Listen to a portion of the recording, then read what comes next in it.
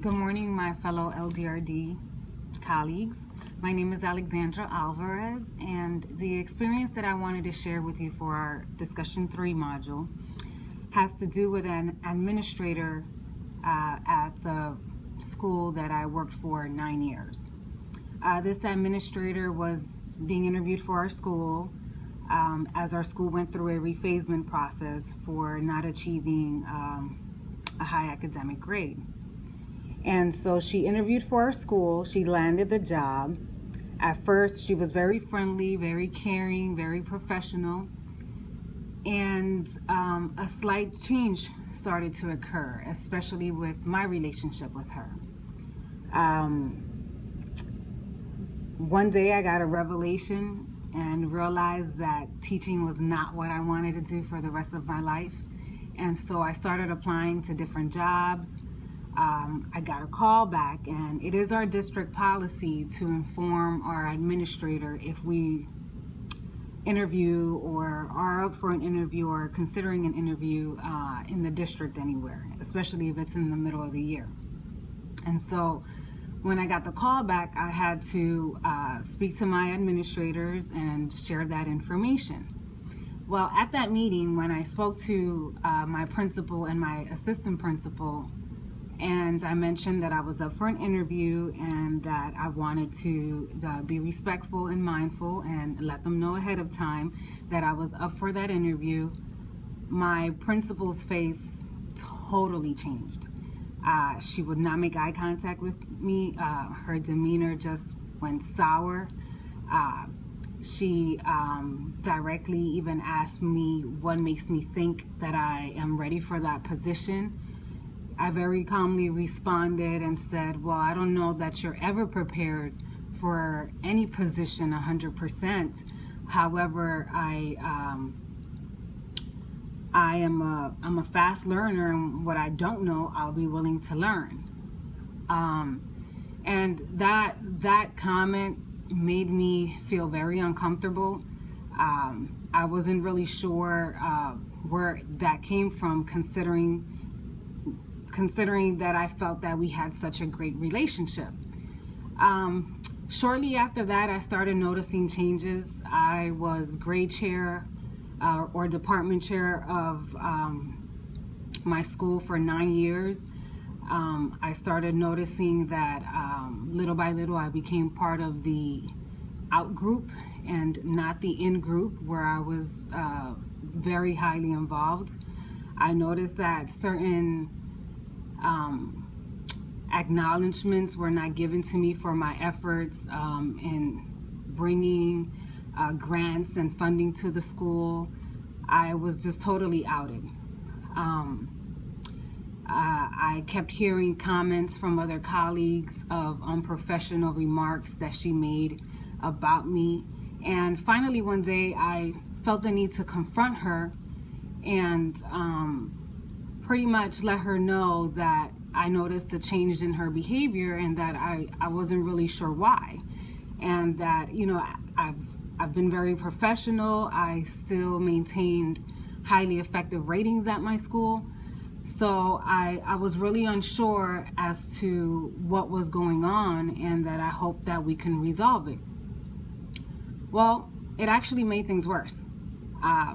She started, I guess, what I consider harassing me more through other instances. She would show up and, I guess, do formal and informal observations unannounced. Our classroom experienced a lot of issues pertaining to the accommodations that my students needed not being granted, extra help in the classroom after reaching our special ed ratio was not offered, while a peer next door to me was being offered the world in so many ways. She received all the services that she asked for and more. And so Livermore explains this as mindfulness, he explains that mindfulness is the ability to have a complete awareness of everything that happens with your body, mind, and consciousness, and applying that same kind of awareness to your environment. Her inability to be mindful of others created tension in our school. In addition to mindfulness, I felt like she had a crab mentality.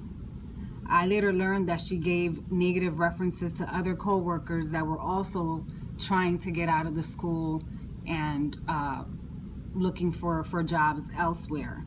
And a crab mentality is a term that is utilized to explain what happens when every action you take is denied or downplayed. And so when crabs are placed together in a barrel and one crab tries to climb out of the barrel, the others pull the crab back down, and so that crab that is trying to rise above the rest is pulled back down to what I guess the crabs believe that crab should be. So he should be at the bottom of the barrel, not at the top, and so they pull him back down. I believe this administrator would not give me a good reference because she identified my potential and did not want to see me succeed. In a study done by Curtin in 1996, he explains behaviors such as the crab mentality as